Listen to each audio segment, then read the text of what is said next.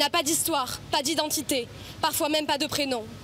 Reléguées dans la catégorie faits divers ou insolites de l'AFP, les violences conjugales sont passées sous silence, dédramatisées, banalisées, à coups de drames passionnels, drames familiales, dérapages amoureux. Elles sont là par solidarité, par empathie, par colère aussi. Vous avez regardé le mur? Depuis début janvier, 90 femmes qui ont été assassinées par leurs conjoints. Stop, stop, stop, stop. Personne n'est protégé et ça n'a rien à voir avec le problème de l'enfance ou avec la force du caractère. Vraiment, ça peut arriver à n'importe qui. Je manifeste jamais, mais quand j'ai vu ce bandeau passer sur une antenne publique, je lui dis il faut que j'y sois là, au moins pour ça. Et là, on est quoi? On n'est pas nombreux, quoi. Parmi elles, des victimes de cette violence banale qui tuent des femmes, brisent des destins d'enfants et laissent des traces irrémédiables. C'était il y a un peu plus de 10 ans.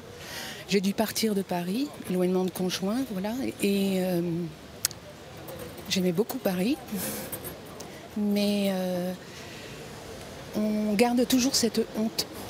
Et se reconstruire après des violences verbales, physiques. Des solutions, former les policiers, leur donner les moyens d'agir, faire pression sur la justice. J'ai vu une émission où une femme avait eu 34 coups, 14 jours d'ITT et son mari a été condamné à 3 mois avec sursis. Elle, sa vie, elle est foutue. Il l'a foutue à la porte, elle n'a plus de domicile. Comment un juge peut parler de justice ? Mais la volonté politique est-elle là? L'État alloue à cette cause 0,007% de son budget.